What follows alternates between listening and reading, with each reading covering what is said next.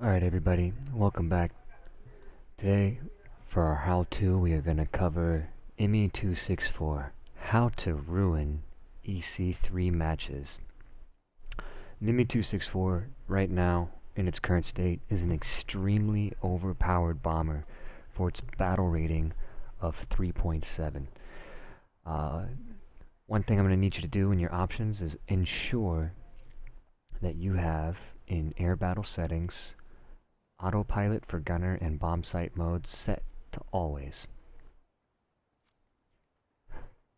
Other than that, we're just going to go in events and tournaments, air simulator battles, and we're going to find us an EC3 match.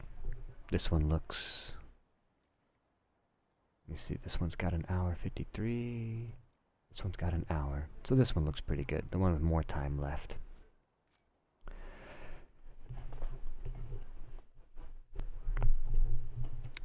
The Me264 is one of those bombers that in autopilot mode is so powerful that it cannot fly level. And it will continuously climb at about 7 meters per second at a sustained 200 knots once you spade it out. The first thing I do in an Me264 is you do get an air spawn. Try to find an airfield that has a spawn in mountainous terrain if you can. It'll boost your altitude a little bit higher, so this is a good candidate right here. There are a few loadouts for the Me264. This one is the most advanced loadout, and it may seem like the logical choice, but this loadout is actually inferior to this loadout. You want the 4 times 1,000 kilogram bombs. So pick that loadout, make sure you have minimum fuel selected.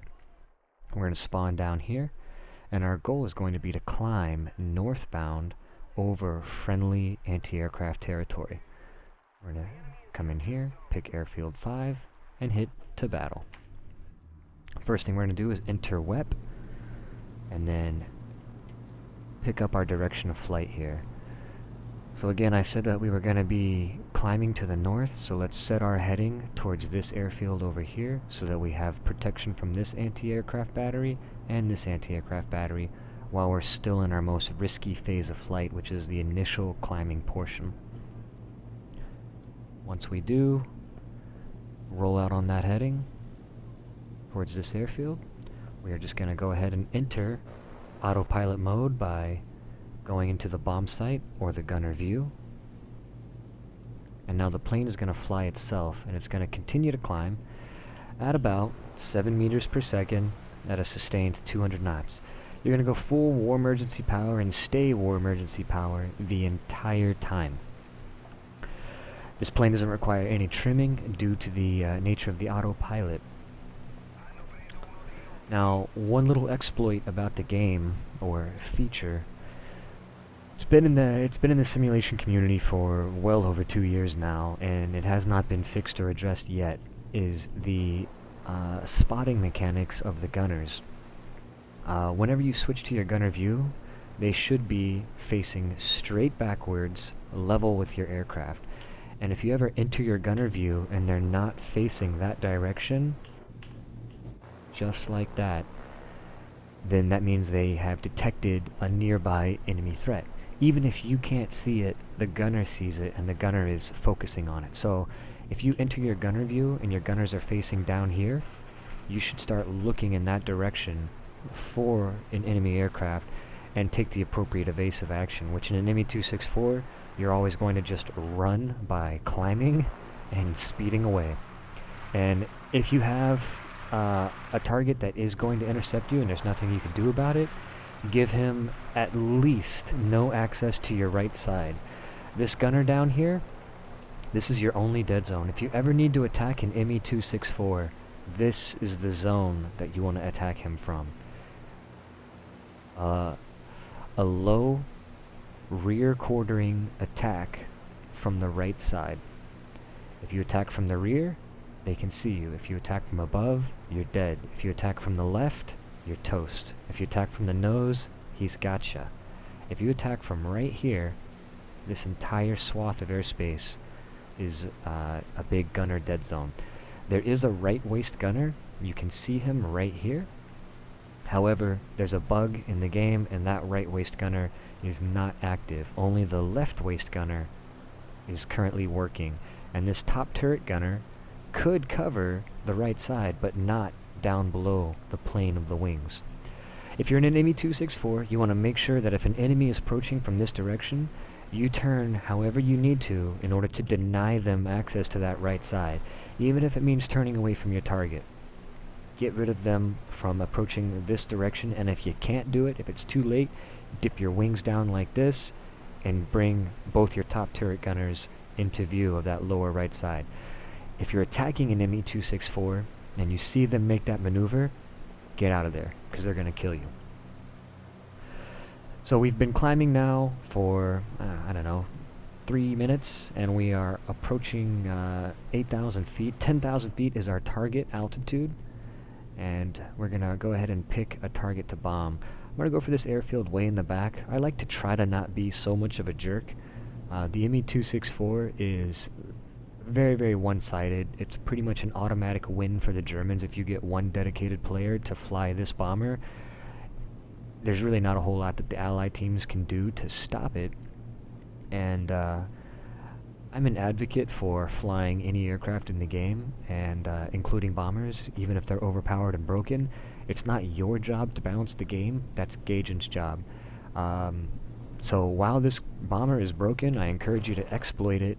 But that being said, instead of bombing these airfields here that the enemies actually have a really big use for, I try to take the extra time and go for these ones in the back. They're a little bit less of a hindrance to the enemy team. That way I'm not really killing their fun so much. I'm still getting my points. It only takes me about an extra minute to go the further distance, and I don't shatter one of their main airfields like this, where, you know, if you're an American pilot and you're in this area and you get your engine shot out, normally you'd be able to make this airfield and continue having a good game, but because the bombers have completely obliterated this airfield, you pretty much don't have access to that. So that's one of the reasons I like to try to go for the airfields in the back. I guess call it maybe a little shred of honor. However, that's your own personal preference. You bomb whatever you need to bomb in order to get your points. But for today's lesson, we're going to go for this airfield in the background, and for this portion of the video, I'm probably just going to be quiet, and we'll fast forward through this in the editing. Again, don't forget to constantly switch between your bomber view and your gunner view in order to use that exploit of your gunners being able to track targets around you. So as you switch back and forth, if the gunners become disturbed, you know something is up. We've already hit 10,000 feet, and we haven't even crossed to the enemy side of the map yet, so we are perfectly safe. Nobody's going to get us. Now let's fast forward.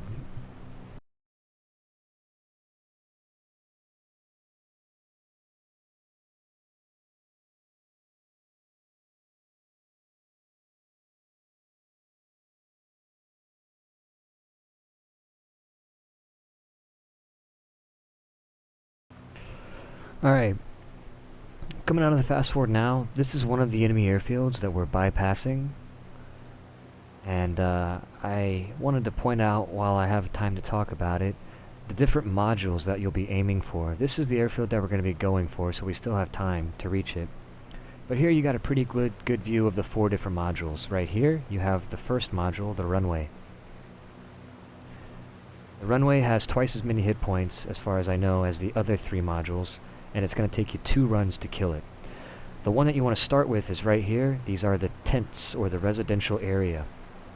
They are normally located directly across the runway from the other module, the hangars. The hangars are responsible for repair and rearming of the aircraft that land on an airfield. Destroying these denies the ability for enemy aircraft to use the airfield as a form of reparation and rearming. However, the tents repair all the other modules, so this is where you want to start. The typical order goes start with the tents, move to the hangars, and then you do the third module, which is the fuel. This little pinned-in area right here with 4 little watchtowers on either side is one of the more difficult targets to hit, and this is the refueling depot, and it's of course responsible for refueling of enemy aircraft. And then the last module to bomb would be the runway. And once you bomb all 4 modules, it takes a total of 5 runs. This entire airfield will be disabled, and the runway is how the enemies spawn.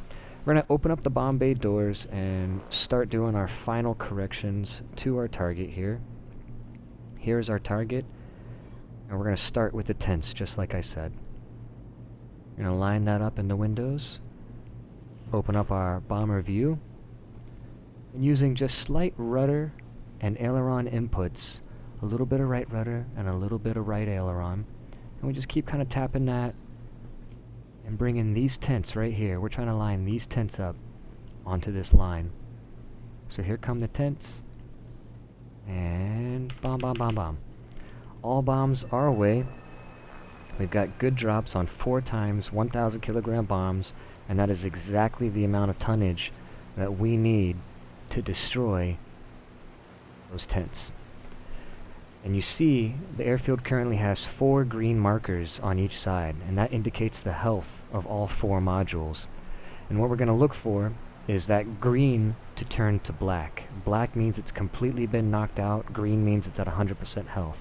Yellow means less than 100%, and red means nearly dead. There we go, 4 good hits on the tents, and we have 1 out of 4 modules now blacked out. So any damage that is done to the remaining 3 modules, which are the hangars, the fuel, and the runway, will not be able to be repaired by the tents, which are now dead. A good idea is to look at the grid coordinates for the airfield. This one is Echo 7, and report to your team what you did. So tents at Echo 7 destroyed. This allows your teammates to keep tabs on what your progress is, so that if they come to bomb the same airfield, they know what has been destroyed and what not to waste bombs on. Now, one of the things I see a lot of Me264 players doing that's unnecessarily hazardous is once they get rid of their bombs, they start making their descent back towards friendly territory. And just like the climbing portion is the riskiest phase of your flight, the descent portion is the second riskiest phase of your flight, only having an advantage because you'll be faster. So if you descend too early, you make it very easy for the enemies to not only reach your altitude, but possibly catch up to you. Now, if you do see an enemy coming up behind you, you want to immediately discontinue your descent and begin climbing again. We've got one underneath us right there. Here's that gunner bug. See that guy?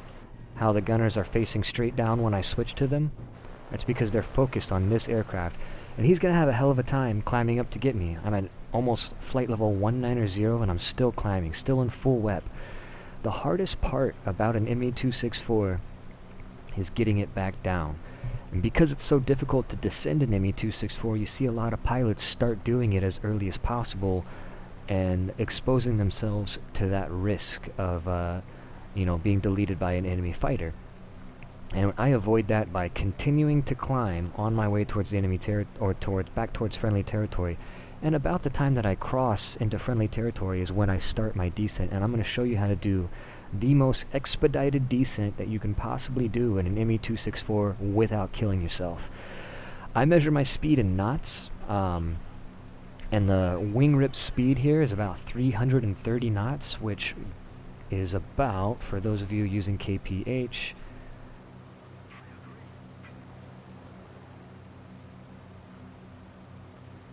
.610 kph.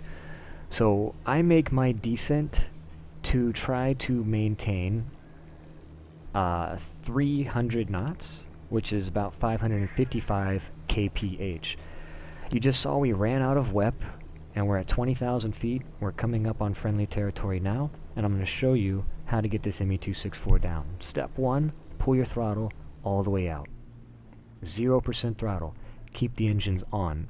Enter manual engine controls mode, turn off your automatic prop, and increase your prop pitch to 100%.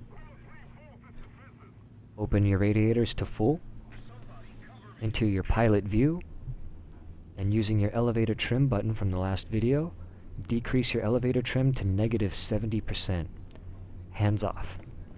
The plane is going to handle the descent all the way down, and it's going to porpoise its way down, descending as rapidly as possible without killing itself.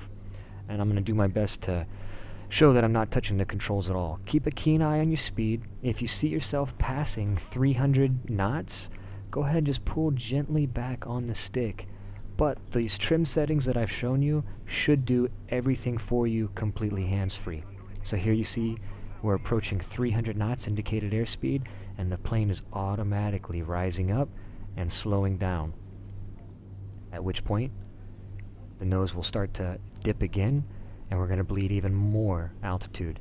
And you see, since I've set those settings, we've already lost 7,000 feet of altitude. We're in a slight climb right now as we bleed a little bit more airspeed. Again, we're porpoising our way down. This is kind of how we're descending right now. And we're doing so at an extremely fast airspeed. And we just got our heading set towards the nearest airfield right over here.